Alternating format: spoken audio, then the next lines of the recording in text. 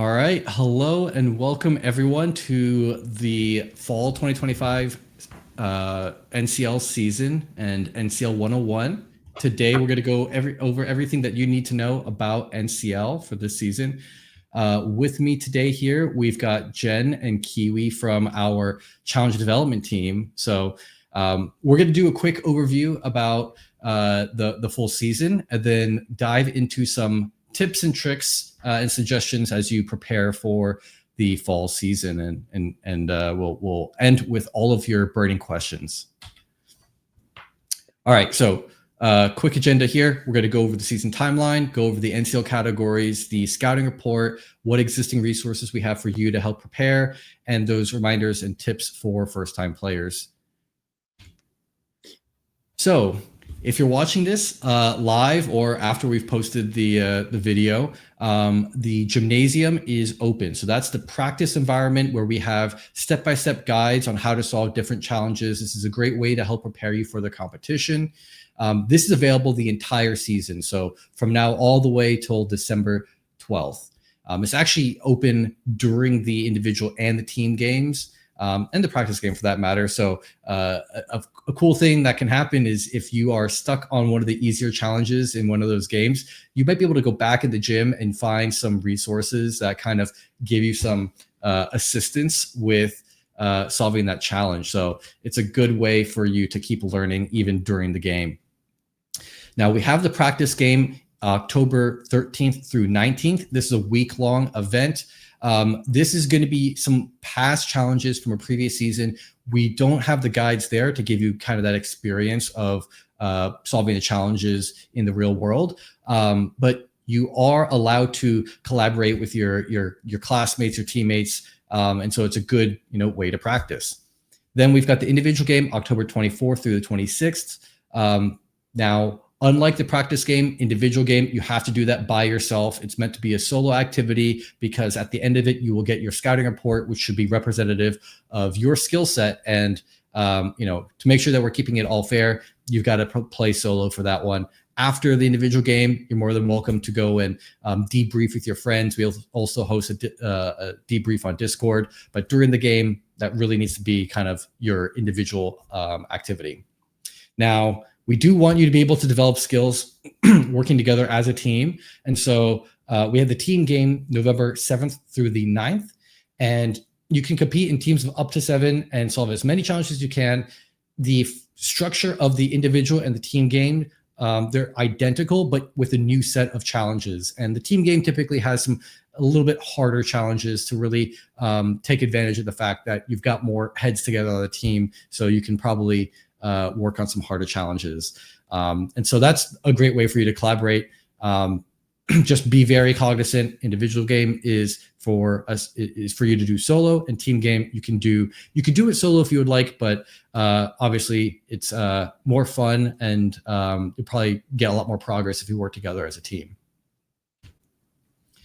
Now for the topics within NCL, we have our standard 9 categories: open source intelligence, cryptography, password cracking, log analysis, scanning, enumeration exploitation, network traffic analysis, forensics, and web application security. So this covers the gamut between kind of red team activities and blue team activities. And so if you are uncertain yet of what specific subject within cybersecurity you're interested in, or what career you want to have after you graduate, going through these different categories and kind of just poking around and trying different things is a good way to figure out what you might be naturally good at and what you might be interested in. Now, if you do have something in mind for, say, you want to be a SOC analyst, you can specifically focus on categories of particular interest. Maybe log analysis and network traffic analysis might be some good topics for you to take a look at. All of these categories you can kind of do independently of each other. There aren't kind of like any blockers that prevent you, like prerequisites that prevent you from going to the next challenge. So I always recommend that people kind of bounce back and forth when they get stuck, because otherwise you're not going to take full advantage of all the different challenges that are available to you. And at the end of the competition, you are going to get these scouting reports, which I mentioned earlier. So This is kind of what makes NCL a little bit special, is that at the end of the season, you're going to get this report. It's a PDF document that you can download a copy of it. You can share it with recruiters and hiring managers when you go and apply for jobs. And it highlights the specific skills that you demonstrated as you participated within NCL. And so this is a screenshot of just the log analysis in the module from this sample document here.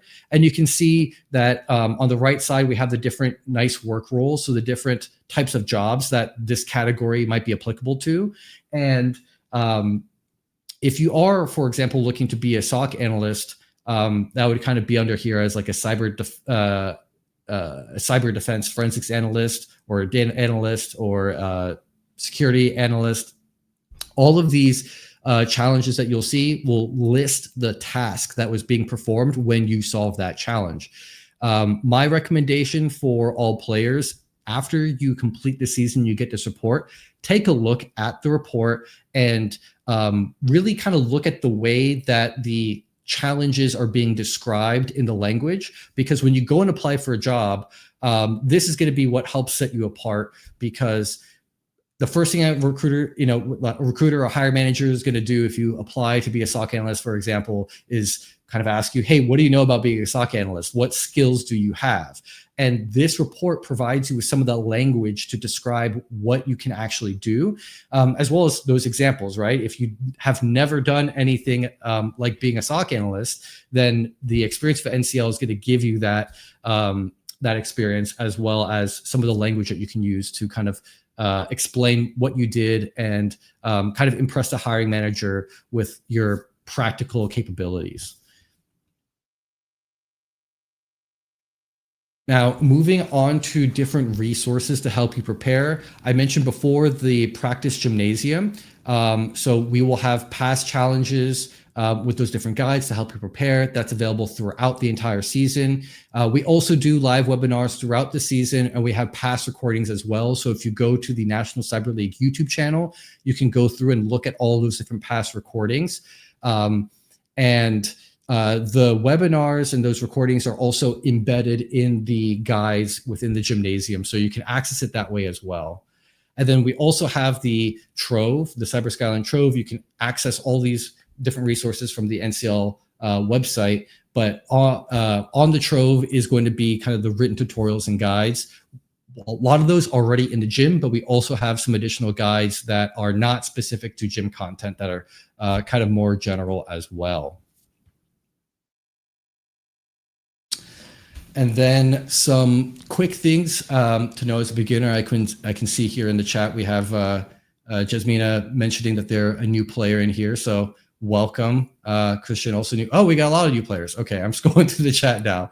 A lot of new players. So these will we like to see. Yeah, Jen's clapping. We like to see all the new players. I'd like to give this advice to all the new players. And I know that NCL is a competition. We have a leaderboard. The big thing that I really suggest with everyone is to set your own personal goals, especially as a beginner. You are going to be competing with people who have years of experience of having done this. And if all you do is compare yourself to those people, it's not going to be a fun experience for you, right? So set your own personal goals. You want to measure yourself based on your own personal success. And then, people are going to do their own things. Don't fret about that. Focus on your own personal goals. Something I like to suggest for new players is choose one topic of particular interest of yours, and then say, hey, I want to, solve maybe, 50% of the points or 50% of the challenges within this category. That might be a good personal goal. If you don't have one in particular, maybe just say, hey, I want to solve one challenge from every category. And that could be another thing that you could do.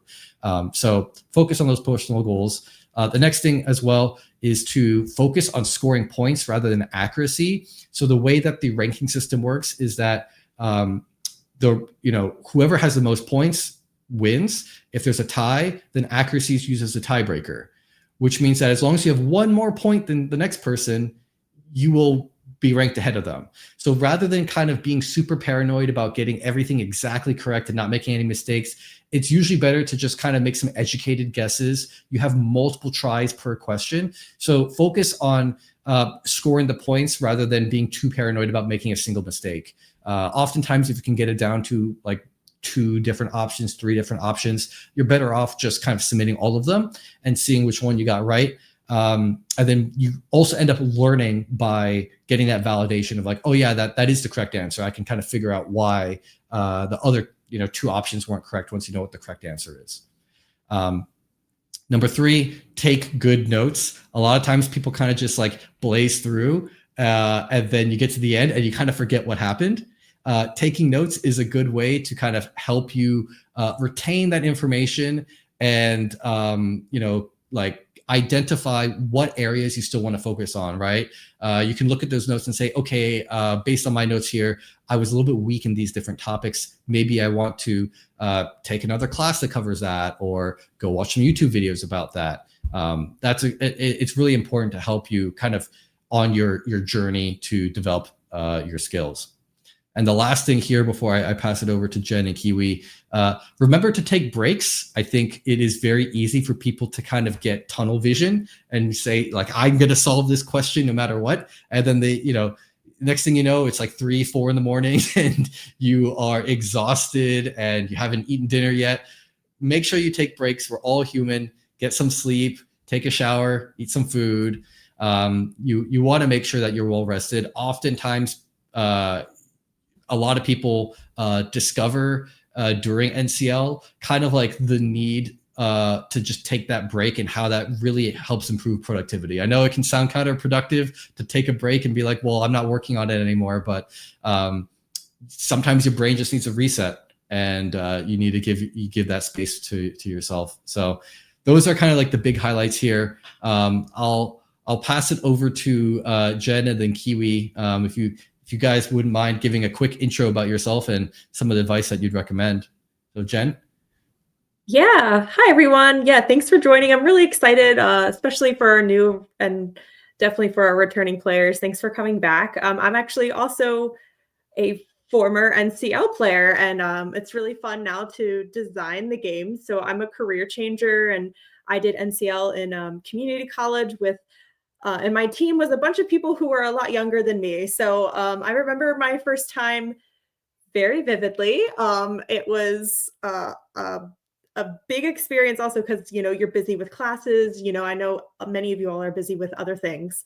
So it's hard to take out a whole weekend to do a whole competition, but I guarantee this is going to be worth it. The things that you're doing in class are really going to help you also in the game, and the game's going to push your learning so much further. I definitely love like all the things that you pointed out here, Franz. I just want to highlight like keeping good notes. If this is your first time, like take the time to just come up with a process of how you're going to approach each challenge and organize things, create folders, like do a whole, MKDIR and do like a bunch of different folders. Do a folder for each topic, open source, cryptography, forensics, et cetera, et cetera.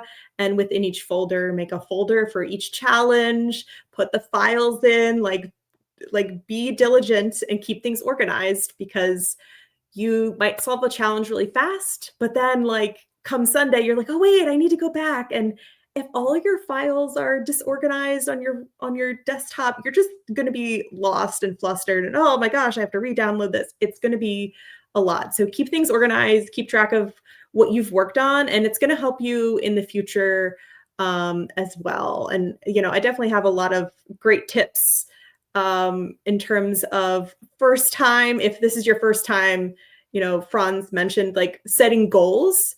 Specifically, what would those goals be? I don't know. Maybe you hit like most of the easies, and if you get one medium, like, hey, it's a party, like you did your darn thing. So yeah, happy to answer any other questions you all have. I'm gonna pass it over to Kiwi. I know they've got really great experience to share, so go for it, Kiwi.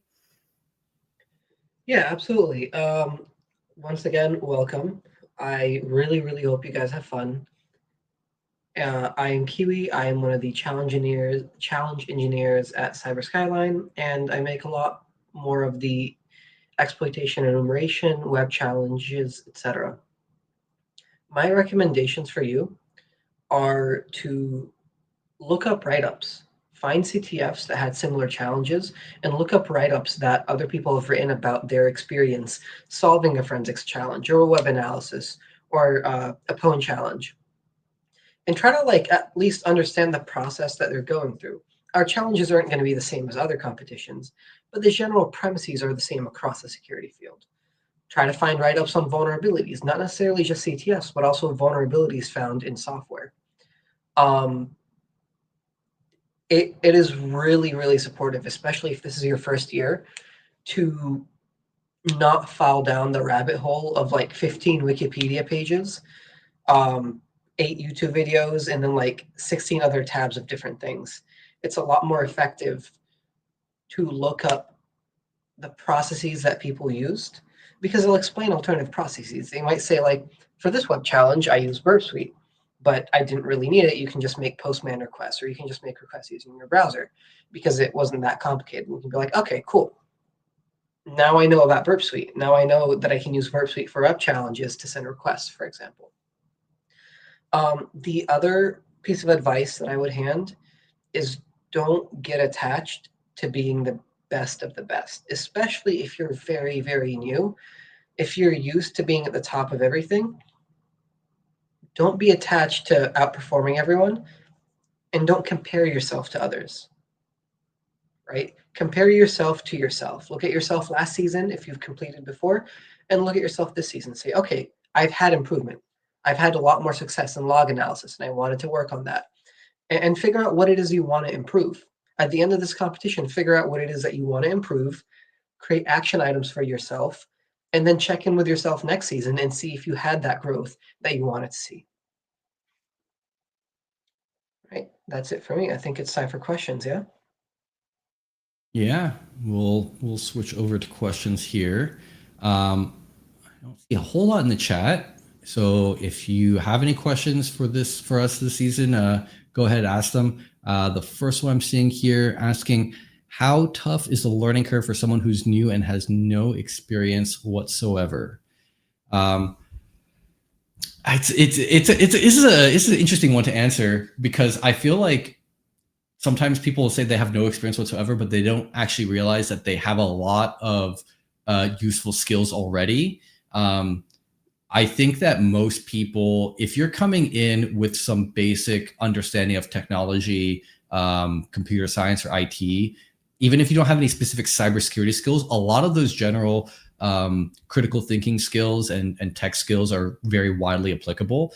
The big thing I'd mention would be like the open source intelligence category, which everyone likes to call the just Google it category. But like truly, this is the category where it's just like finding out information online, right? So it's not like you need to have extensive experience with all these different command line tools and like a lot of like classroom learning to do well in that category. A lot of it is actually just kind of practical experience of like doing research and finding different tools to help you out online.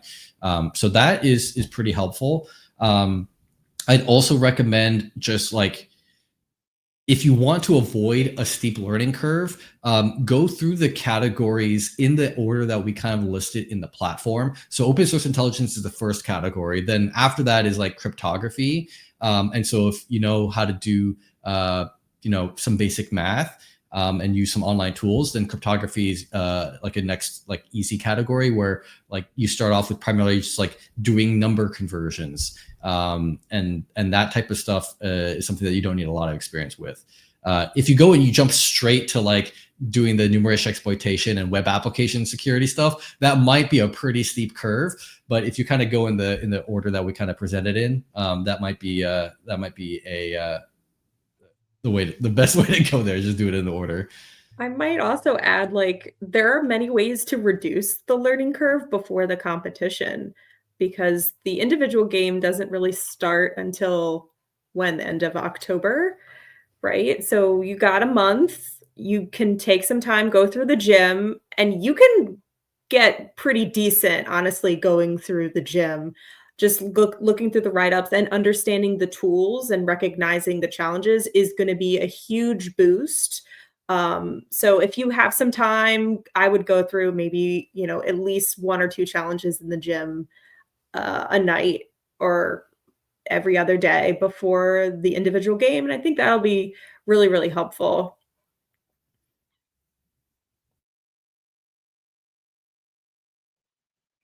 Yeah, Another I think question you to covered it really well.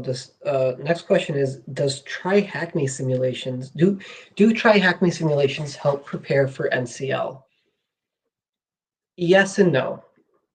The learning curve is still there, but the experience that you gain from doing try hack me simulations improves your skill level. We don't work with or in parallel with try hack me. So they make their own simulations. We make our own NCL challenges. Sometimes there's crossover, sometimes they're not. It really depends on what you did. And the same is true for what is it called? Hack the Box or Pico CTF or any of these other things. Um, that being said, the more experience you have, and I'm assuming you're talking about the SOC simulator here, the more experience that you have looking at logs, the more experience you have analyzing reports, etc., the more effective you might be whenever the competition times comes. Um, that being said, if it's different from the try hack me simulations, don't be surprised.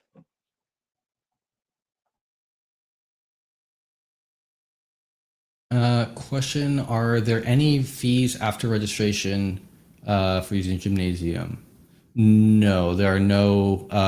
Once you register, that covers the whole season. It covers the gym, individual game, team game, practice game. All of that is included. Although the fee is $45, just because I see they typed in 35 here, so just wanted to clarify that. We try to make it simple. Everything's all included in one shot.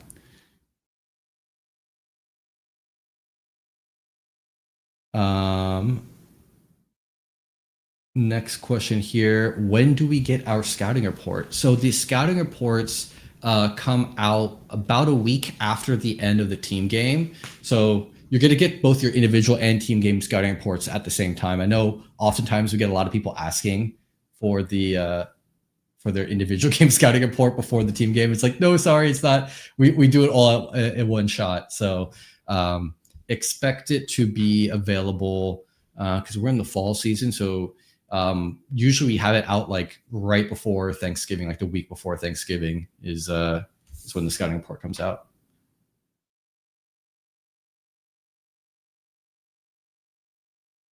See, any other questions? I mean, to do behavioral, to become a behavioral analyst, what areas will help hone my skills to look more hireable? Ooh, that is this like insider threat? I don't know what how does how much behavioral analysis and cybersecurity overlap? Is that I was insider thinking threat? about this because I think this is super interesting. I'm actually reading a book right now called The Art of Cyber Warfare that goes into a lot of this. I think, Brenda, you'd probably really like it. It sounds like, and it sounds like maybe you might get into, I think, with behavioral analysis, sounds a lot of it like social engineering, but also maybe attribution to some extent, right? So, um, I think looking at, web and enumeration might be a lot of fun for you and log analysis as well. Maybe even to a certain extent cryptography, but that could depend on the challenge. Um, and I guess since you all are here tonight, maybe we can divulge, like, we know a lot of what's going to be in the individual game right now. So I can say that with confidence that maybe there might be a challenge or two in there that might be interest to you. Yeah, to add to that, this is also a really interesting question for me because when I was in university, my double major was in criminology and computer science. Um, Brenda, yeah, it really depends if you're going down the psychology or sociology route. If you want to go down the sociology route, look into criminology. The areas of NCL that will support you in honing your skills, in my opinion, specifically OSINT, part of behavioral analysis is actually collecting information about individuals and about behavior of individuals online. Web exploitation could be one of those things that, it's like almost like a 50-50 depending on your interest. And then log analysis and scanning might also support you here. When a malware developer, for example, when we're talking about log analysis, develops an exploit, when a malware developer develops a payload, part of how they think is actually stored in the development of the malware, right? Their thought processes is stored in the way the code works. The way that their brain wants things to happen is stored in the code because they're a developer and developers code differently depending on their psychological profiles. So exploitation, enumeration, and log analysis might be supportive for you. E&E will let you look at how the developers coded the program, and log analysis will let you look at the results of the program execution. It really comes down to what part of the psychology, cybersecurity crossover you want to look into, but that's just some food for thought there.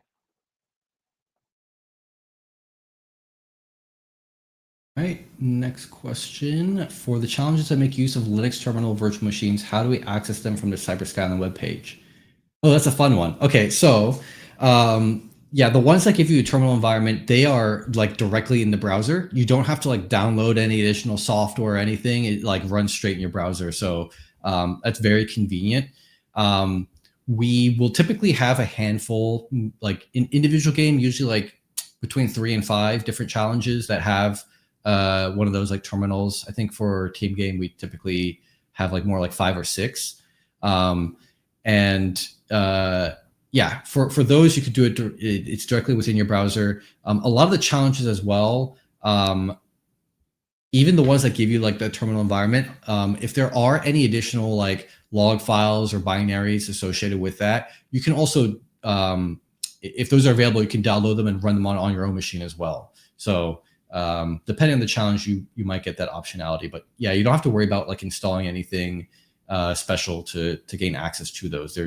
They will be side by side with the challenge, like you see with any of the other challenges. Right. What other resources other than the gymnasium can I use to study? So I think this might be a good time to kind of go over any additional like learning resources and tools that you might all suggest that, just that are out there online, general resources. What do you all suggest? I mean, my standard suggestions, you have Pico CTF, Pico Gym, Hack the Box. Try Hack Me is very 50-50, but they tend to do good work. Look at what CTFs are going to be running in the next month and compete in them, right? If you go to ctftime.org, I believe, yep, ctftime.org, you can see a list of upcoming CTFs.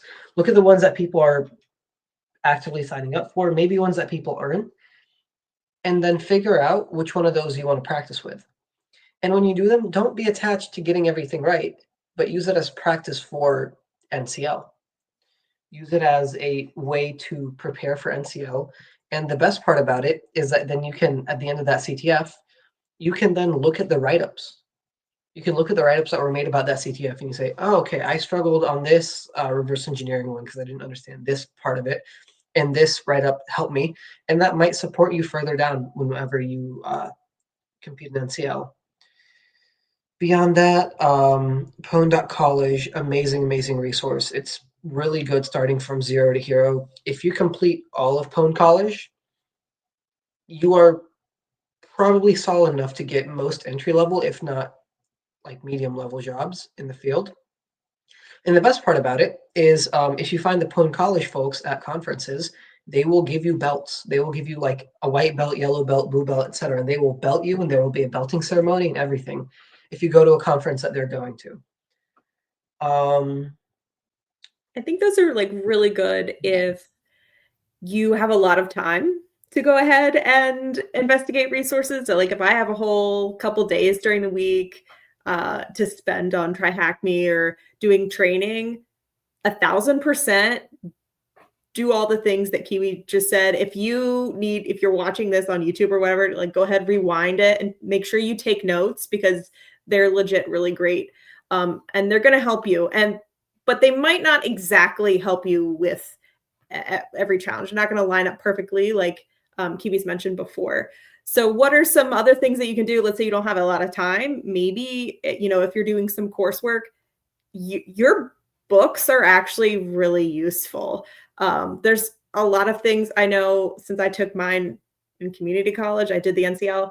The networking books were really helpful to understanding what's going on when I do the network traffic analysis. I didn't really have that experience. I came into NCL not knowing a lot of stuff, and just understanding like how packets are formatted and where the data was super helpful in order to be like, oh, look, the flag is hidden in one of these. How about that? Like, who would have thought it would be in the data? Like, let's think about that. So I think, you can also look to your own coursework in some ways. Having a great understanding of Linux is super helpful. Understanding, Nmap and the different options. And those are things that you can look up on your own time and, take time to practice. So don't be afraid to also look, if you're doing, coursework, you're in college or high school, look to some sources maybe you already have. And yeah, something I'd add to that is I think NCL and CTFs as a whole are not really something that you can study for. It's not exactly like a standardized exam. So it's not like you can say, okay, let me do the practice problems at the end of the textbook and then I'll be prepared for the exam. I say probably the best way to prepare is to develop a lot of good critical thinking skills that will help you on the fly. So it's intentional within the NCL competition. And this is a thing that we get feedback on from players all the time, especially beginners, where they're like, hold on a second. There was stuff in the competition that wasn't in the gym. And that's intentional, right? Because when you go and you start working in cybersecurity, there's going to be a lot of stuff that you will see on the job that definitely was not in your coursework. And that's just part of the job, is that technology keeps changing. You'll have new software, new protocols all the time. And so the real important skill to develop is the skill of being able to learn things on the fly and have really good critical thinking abilities to kind of navigate those situations. So big things that I would kind of recommend would be going and doing kind of your own side projects. I see a lot of people who are also learning how to code. And so trying to, take an idea that you had from solving a challenge. And I know a lot of players will try to do this. They're like, okay, I did it by myself manually. Can I write a program to automate, solving it for me the next time I see that challenge? And when you go and try to do that, you really have to fundamentally understand those concepts in order to kind of develop a tool that will automatically solve it for you. And so I feel that's a good way to kind of learn and really solidify a lot of those concepts. But it's very different than just okay, let me just go do more practice problems. I'll be good for the exam. If all you're doing is kind of the repetitive, I follow the sequence, it's going to be very difficult to adapt. So yeah, that's a big thing I'd recommend is develop those critical thinking skills. All right, another question. Wanting to know the exact duration and time of the competition. How many hours will I have to complete the challenges? So for both the individual and the team game, they start at 1 p.m. Eastern on Friday. So for the individual game, that'd be Friday, October 24th. And they end at 9 p.m. Eastern on the Sunday, so October 26th. You have that entire duration, right? So I know people, they're busy, they've got, work, they've got school and all of that. You can drop in, drop out at a point in time. So you can say, hey, I got an hour on Friday. All right, you got an hour Friday. Maybe you have a couple hours on Saturday. Maybe you have a couple hours on Sunday. You have that full flexibility.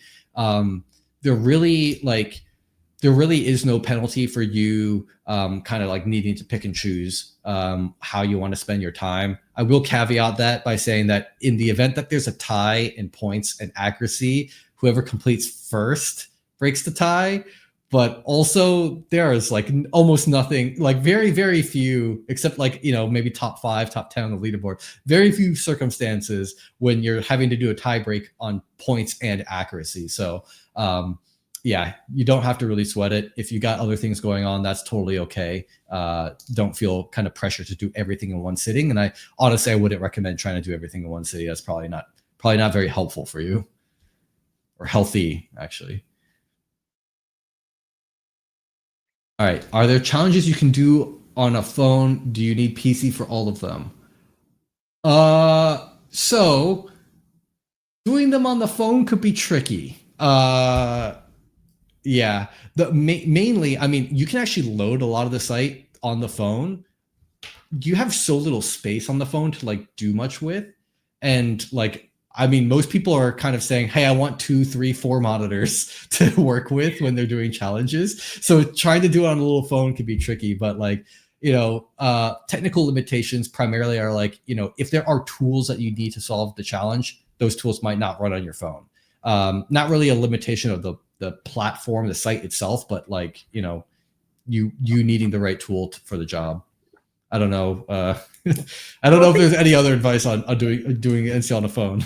I mean, last fall, I think I made a challenge and ended up having an application that you could download to solve it. So, I mean, I don't know. Maybe your phone could be the thing that helps you solve the challenge, and not the PC. So it could go either way, I think.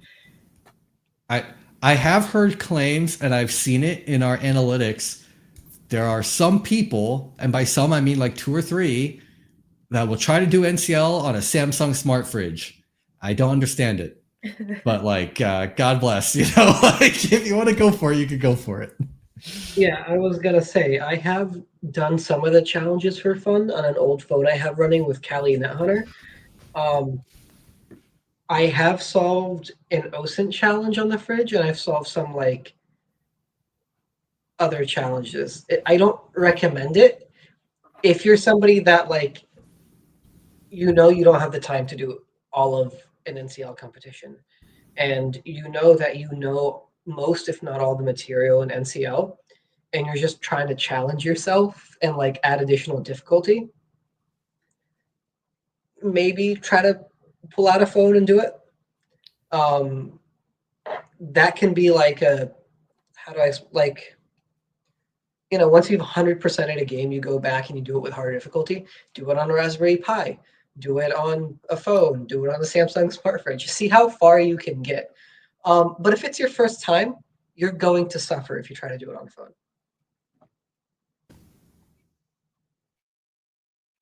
All right, another question. Could this competition help get started with bug hunting, or is that field a little bit more advanced? I actually think for bug hunting in particular, that's going to be like the web application security category. Like I'm pretty sure almost all, I don't think I've seen very many bug hunting bug bounty programs for like executable applications. Like typically that's going to be a web application. So if that's something you're interested in, definitely web app challenges. Kiwi, I don't know. You've made some web app challenges. How do you feel the realism is between those challenges and bug bounty? So a lot of the web app and even E&E challenges are representative of like engagements and things that I've seen in the wild. Fundamentally speaking, it can get you started with bug bounty hunting. Realistically, a lot of bug bounty hunting is less exploiting applications. So E&E is not that big a part of bug bounty hunting. A lot of it is like, oh, they didn't update, they didn't patch like a specific plugin that they're using on their website. And now that because it's behind, I can use that to gain access to like some database. A lot of bug hunting requires less brain stretching and just requires persistence. So web challenges are a good way to like look at that. Look at some of the crypto challenges. They might help you find some insecure, like somebody rolling their own crypto in some white box testing stuff. But really, you're going to want to look at website. Sorry, you're going to want to look at web challenges and maybe E&E. If you want to specifically prepare for bug bounty hunting, if the source code is provided for any web challenge, don't look at it. Real life bug bounty hunting, a lot of the time, you don't have like the source code for some of the backend database stuff. You kind of have to figure it out.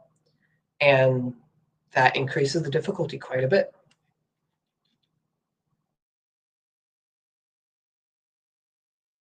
Oh, and Kiwi, since you mentioned as well, scanning, I think. Yeah, that's probably another good category. All right. What would be the best way to make use of the scouting reports that we receive? Okay, this is a great question. I'm glad you asked it because a lot of times people are not entirely sure how to do this well.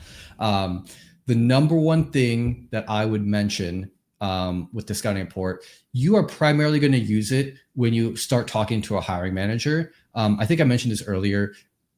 Look at the exact way that like the challenges are being described in the scouting report, because you want to like use as many of those real world skills and terms when you're talking to a hiring manager. So if you go and say, hey, I did this CTF challenge where I got a flag, that's not giving enough information. Or like, oh, I pwned a website and I got a flag, right? Like that's probably not enough detail that's going to like show a hiring manager that like you have the skills that they're looking for.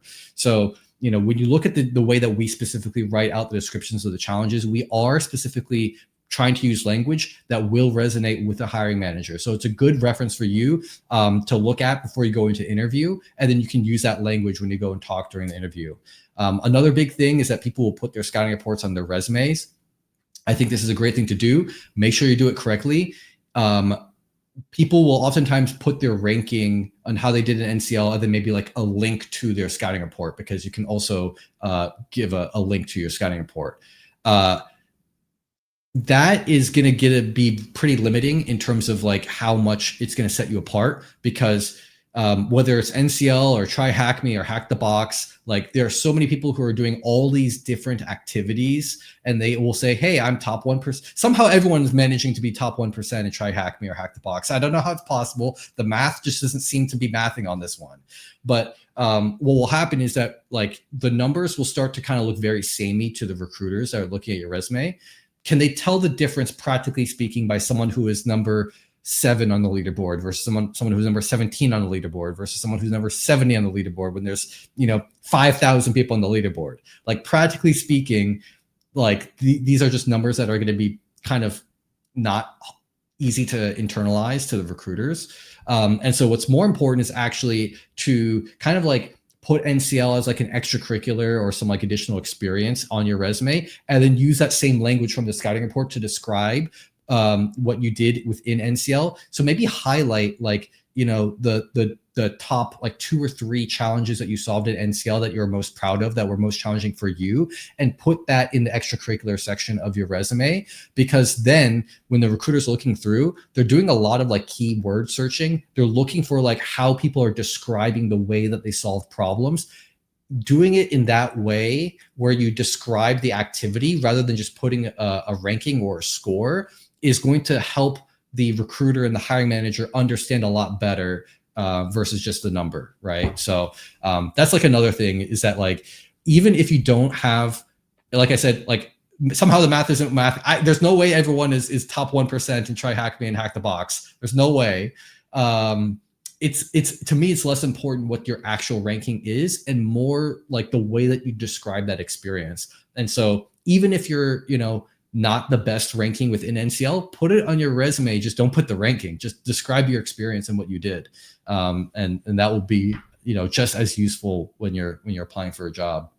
I think Kiwi's advice earlier was really great and is key here as well with the scouting reports, like looking up write-ups online and understanding how they're kind of written, and making your own write-ups private of how you completed a challenge would also be kind of helpful to show a hiring manager or just somebody, be like, here's the challenge, because they don't know what necessarily what NCL is or what challenge exactly you worked through, but being able to communicate and articulate and how you solved it is going to be super valuable in any job that you go to. All right, question here from Mindy, and I think we've got like 10 minutes or so left for questions before we wrap up for today. Mindy's asking if the system recognizes who completes questions in team game.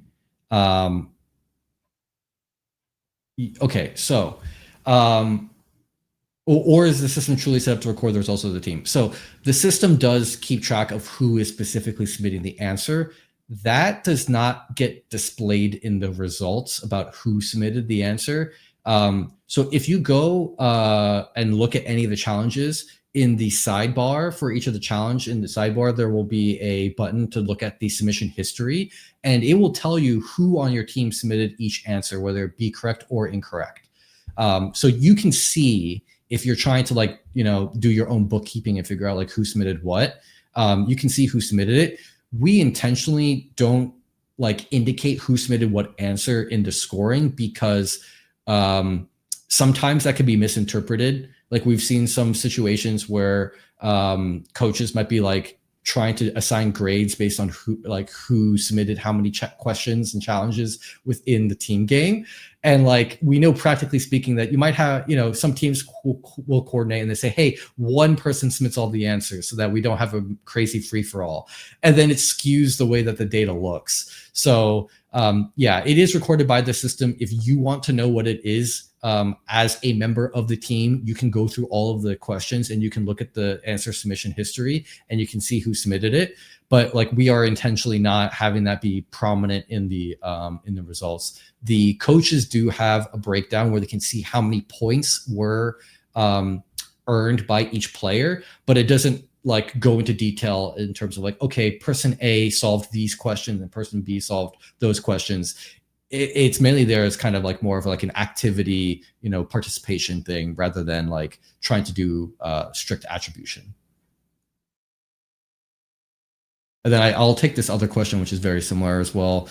Can I see my correction after making an attempt on the challenges? So yeah, if you go to that same sidebar, if you made some incorrect submissions, you will see the incorrect submissions as well as your correct submission when you eventually get that.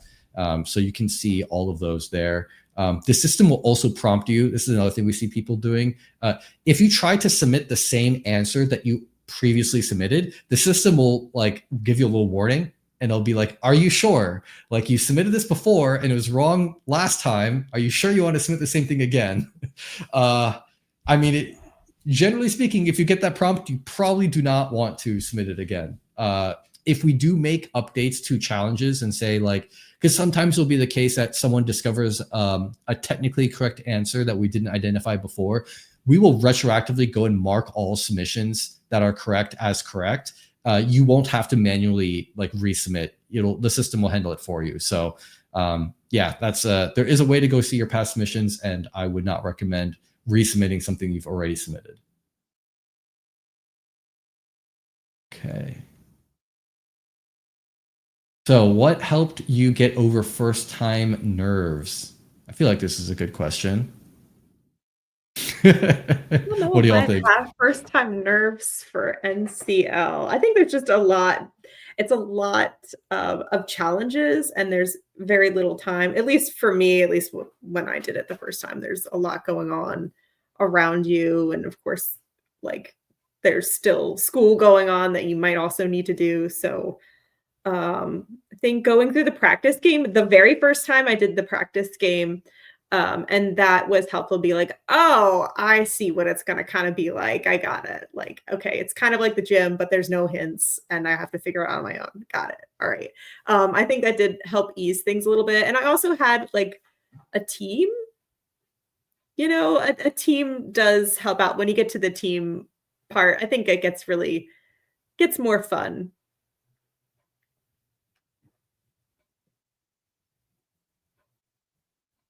I think the team also helps with the nerves, even not like during the team game. I don't know what it is. I'm the type of person that like I'll play a video game that's single player, And when you have like a companion in the game, it like sets me at ease, even though I know it's not a real person. Like I know it's a bot, but like having people that, you know, like even an individual game, if you say, hey, like let's work on it at the same time, and you know, there's a lot of shared experience, and especially after the game, that's like something you can go and talk about and have fun with that. I think that's pretty helpful as well.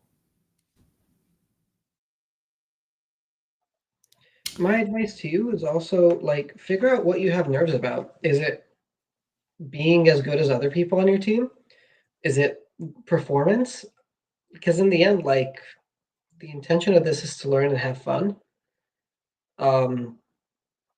If you're like nervous over doing well, it's your first time. Unless you've had a lot of experience with a lot of different CTFs, comparing yourself to anyone that's done this for a while is not going to work out well for you. I will add to that because I know, especially like in the security community, there's, you know, there are some places where it's like hostile to beginners, right? Like, you know, calling someone a newbie and stuff like that.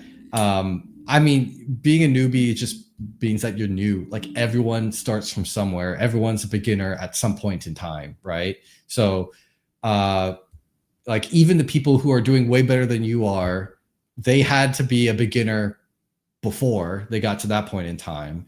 And so just like giving yourself that space and kind of like acknowledging that, like, yeah, I'm a beginner, I'm not going to get everything, and that's okay. And just don't treat NCL like it's a class exam or something like that. Maybe this will help with the nerves. The average score in NCL is about a 33%, which, you know, like that's why you don't treat it like a standard exam, because that's a failing score in a standard exam, and NCL is not a standardized exam, right? Like we specifically design it for people of all different skill levels. So we have the easy, the hard, the medium, and the hard level challenges. Most people doing NCL are beginners, and that's why the average score is like a 33%, because on average people are doing the easy level challenges and not as many medium and hard level challenges. And so, yeah, I think like if you kind of set that as better expectation there, especially if you're beginning, you're like, oh, I only got like 20% or 25%. Knowing that the average is like a 33, I think kind of helps a lot there. So, yeah, hopefully that that helps with your nerves. All right. Does NCL help find strengths and discover strengths and weaknesses? I would like to think so. I mean, that's like the big focus of the scouting report and all the report, like the analytics that we provide you all. It's really meant to be kind of like helping you. To me, I see it as kind of like a guide or a map for your education and your development in cybersecurity, right? It's a snapshot of like, okay, I'm at this point in time. Here are my areas of like, I'm not doing so well in this category. I am doing pretty well in these categories. That gives you that knowledge, and then from there you can kind of like make decisions on how you want to prioritize your learning. I'd also mention as well that like just because you didn't do well in a category doesn't mean that's necessarily a bad thing. Like if that's not a category that you want to pursue as a career and you don't have an interest in it, you could just leave it as is. You don't have to be perfect in everything. So I don't know if like Jen, you kind of were using NCL as you were like going through school. How helpful did you feel NCL was in helping you kind of like find strengths and weaknesses?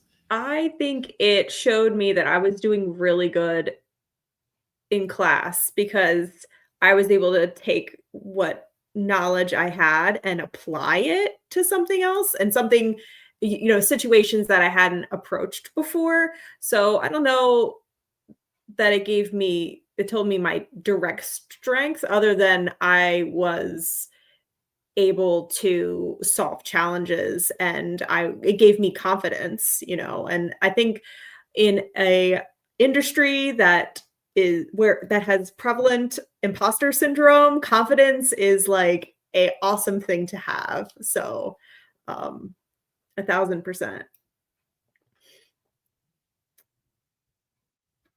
I'll also tell this like quick side story while we're like on this topic with like, you know, how do you deal with the nerves and imposter syndrome and those sorts of things. This is known by some people in the community, but it's, you know, we get so many new players every single season that they might not all know the backstory. When I was a student, I originally did NCL my freshman year. And then my sophomore year, I was part of the team that was running NCL. So like I went from like doing the challenges to making the challenges while I was still in college, like a year after. You can you could do a lot of different things if you could just kind of put yourself out there and try. And you know, again, always kind of like keep in mind your own personal goals. I kind of just mention that because sometimes people feel like, oh, I need to have years and years and years of experience before I can say that, like, you know, I know cybersecurity or something like that. Like it, you can do a lot. And yeah. What else do we have here? We have two more questions and we have 4 minutes, so we should try to set 2 minutes for each question. All right, let's take this one. Are there any considerations for adding emerging technologies to Cyber Skyline in the near future, such as AI, blockchain, and ICS related challenges? I can pick this up if you guys want me to. It's pretty. Go for it. Cool. So in terms of AI, we are playing around with an AI category. The reality is that if you see AI, it's not going to be prompt injection and prompt hijacking. It's going to be actual fundamental mathematical attacks on AI algorithms. And I promise you that's not as fun as you think it is. In terms of blockchain, some of our OSINT challenges are blockchain related. No, not really. Setting that up is very exhaustive and takes a lot of time and effort. ICS related challenges, we've had a couple. We might have a couple in the future. I will say, I'm going to spoil this a little bit. There might be a chance that you see some really, really old technologies this season or next season that are still very, very relevant, and people forget that you can attack them. Well, I'll be looking for Richard's performance on the one challenge that I know that has some stuff with one of these three things, and I will not spoil it.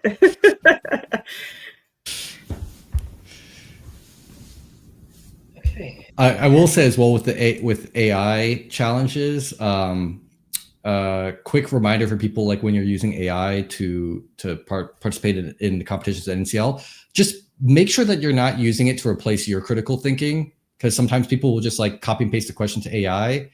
That's not going to work with a lot of the harder questions. It might work with some of the easier questions, but if you do that, you're not learning anything, and you're kind of defeating the whole point of doing it. So yeah. Yeah, a thing we've already tried to solve it with AI. All right. And then last question. Debating between a master's degree in computer science or cybersecurity. I have opinions on this. I think you should do the computer science one and learn InfoSec and cybersecurity as a hobby. I second that. I guess I third that.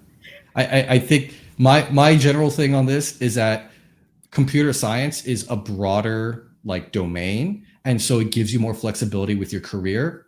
If you do specifically like a cybersecurity degree, it's going to be much more narrow, and then employers are going to look at that. And you know, even if you have a lot of like skills outside of cybersecurity that go into computer science, and you're looking for a more computer science related job, you have a computer science degree, you can do that. You got a cybersec degree, you can't do that. That's just kind of how employers are looking at it. So yeah, you just get more optionality, because people will hire CS degrees to do cybersecurity. They really don't do much of the reverse. Yeah, and then the other thing to point out, computer science, you're going to go deeper. You're going to learn a lot more intense stuff, and that'll support you. At the same time, keep in mind that if your focus is cybersecurity, keep your focus on cybersecurity. and do that. Join a CTF club at your university.